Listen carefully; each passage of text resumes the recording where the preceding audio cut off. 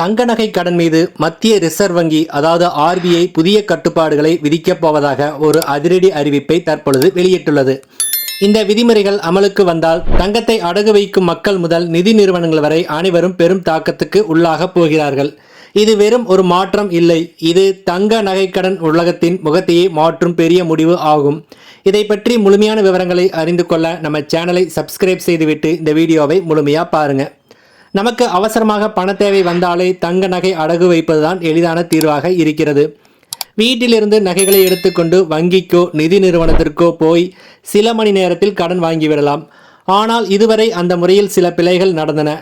யார் நகை வைக்கிறார்கள், எவ்வளவு மதிப்பில் கடன் தரப்படுகிறது, எத்தனை சதவீதம் வரை கடன் வழங்கலாம் என்றெல்லாம் ஒரு தெளிவான கட்டுப்பாடுகள் இதுவரை இல்லை. அதனால்தான் இப்பொழுது ஆர்பிஐ களத்தில் இறங்கி தங்க நகை கடன் கட்டுப்பாட்டு வரைவு விதிமுறைகள் என்ற பெரிய நடவடிக்கையை தற்பொழுது எடுத்திருக்கிறது. இப்பொழுது அந்த முக்கிய விதிகளை பற்றி பார்க்கலாம். முதலில் தங்கத்தின் மதிப்பில் 75% வரை மட்டுமே கடனாக பெற முடியும். இதற்கு முன்பு சில நிறுவனங்கள் 90% வரை கடன் கொடுத்தன. இனி தங்கத்தின் மதிப்பு 1 லட்சம் ரூபாய் என்றால் அதிகபட்சம் 75,000 ரூபாய் மட்டுமே கடனாக பெற முடியும். இது தங்கத்தின் விலையிலான திடீர் சரிவுகளால் வங்கிகள் நஷ்டமடையாமல் காப்பாற்றும் வகையில் செய்யப்பட்ட முன் ஏற்பாடு ஆகும். அடுத்து, நகையின் உரிமையாளர் யார் என்பதற்கான ஆதாரம் அவசியம். இனி யாருடைய நகைகளையும் எடுத்துக்கொண்டு போய் கடன் வாங்க முடியாது. நகை உங்களுடையதுதான் என்பதை நிரூபிக்கும் வகையில் பில்லை கட்டாயம் காட்ட வேண்டும்.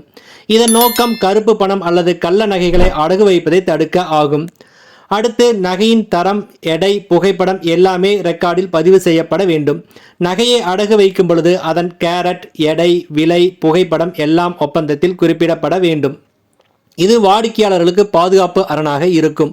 நான் 10 கிராம் நகை வைத்தேன், திரும்ப எடுக்கும் பொழுது 9 கிராம் தான் கொடுத்தாங்க என்ற பிரச்சனைகள் இனிமேல் வராது. அடுத்து, 22 கேரட் தங்கம் மட்டுமே ஏற்கப்படும். 18 கேரட், 20 கேரட் தங்கம் கொண்ட நகைகளுக்கு கடன் கிடைக்காது. இனி 22 கேரட் அல்லது அதற்கு மேல் மட்டுமே அடகு வைக்க அனுமதி. இதன் காரணம் தங்கத்தின் மதிப்பை ஒரே அளவில் கணக்கிடும் வசதிக்காக ஆகும். அடுத்ததாக, கடன் முடிந்ததும் 7 வேலை நாட்களில் நகையை திருப்பி கொடுக்க வேண்டும். இது பலர் அனுபவிக்கும் பிரச்சனை ஆகும். கடன் கட்டி முடித்து விட்டோம், ஆனால் நகை இன்னும் கிடைக்கல என்ற பிரச்சனைகள் இனிமேல் இல்லை. கடன் தொகை முழுமையாக செலுத்தப்பட்டு 7 வேலை நாட்களுக்குள் நகையை திருப்பி வழங்கப்பட வேண்டும், அல்லது அந்த நிறுவனம் அபராதம் கட்ட வேண்டியது வரும். அடுத்து, அடகு வைக்கக்கூடிய தங்கத்தின் அளவுக்கும் வரம்பு வருகிறது. ஒருவருக்கு அதிகபட்சம் 1 கிலோ தங்க நகைகள் மற்றும் 50 கிராம் தங்க நாணயங்கள் வரை மட்டுமே அடகு வைக்க அனுமதி வழங்கப்படுகிறது. இதன் நோக்கம் பெரிய அளவில் தங்கம் அடகு வைப்பதன் மூலம் ஏற்படும் கருப்பு பண சுழற்சியை கட்டுப்படுத்துவது ஆகும். அடுத்ததாக, ஒப்பந்தம் முழுமையாக வெளிப்படையாக இருக்க வேண்டும். கடன் வட்டி, நகை விவரம், திருப்பி செலுத்தும் காலம், புதுப்பிப்பு நிபந்தனைகள் எல்லாம் ஒப்பந்தத்தில் தெளிவாக குறிப்பிடப்பட வேண்டும். வாடிக்கையாளர்களுக்கும் நிறுவனத்துக்கும் இடையில் எந்த குழப்பமும் இருக்கக்கூடாது. இந்த கட்டுப்பாடுகள் வெறும் விதிகள் அல்ல, இதற்கு பின்னால் பெரிய காரணம் இருக்கிறது. சில ஆண்டுகளாக சில என்பிஎஃப்சிகளில் தங்க நகை கடன்களில் தவறுகள் நடந்து வந்துள்ளது. மிகவும் அதிக வட்டி, நகை மறைவு, கடன் தொகை மீதான ஊழல் என பல புகார்கள் வந்த வண்ணம் இருந்தது. இதையெல்லாம் கட்டுப்படுத்தத்தான் ஆர்பிஐ இந்த நடவடிக்கையை தற்பொழுது எடுத்துள்ளது. அதாவது, மக்களின் தங்கமும் பாதுகாப்பாக இருக்க வேண்டும், வங்கிகளுக்கும் நஷ்டமடையக்கூடாது என்ற இரு நோக்கத்துடன் இந்த விதிகளை ஆர்பிஐ எடுத்துள்ளது.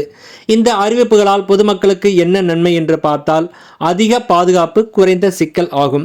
நம்ம நகை திரும்ப கிடைக்கும் உறுதி நமக்கு கிடைக்கிறது. கடன், வட்டி மற்றும் மதிப்பு தெளிவாக இருக்கிறது. அடகு வைப்பதற்கான ஆவணங்கள் சட்டப்பூர்வமாக இருக்கிறது. ஆனால் இதில் சில குறைபாடுகளும் இருக்கத்தான் செய்கிறது.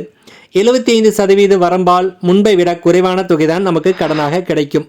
குறைந்த கேரட் நகை வைத்தவர்களுக்கு கடன் மறுக்கப்படலாம். இந்த விதிகள் வங்கிகளுக்கும் ஒரு பெரிய மாற்றம் ஆகும். அவர்கள் இனி ஒவ்வொரு நகைக்கும் டிஜிட்டல் பதிவை பராமரிக்க வேண்டும். ஒப்பந்தங்களும் ஒரே மாதிரியான வடிவில் இருக்க வேண்டும்.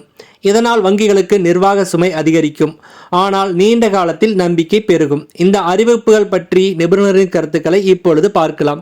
இது மக்களின் நலனுக்காக முக்கிய தீர்மானமாக இருக்கிறது.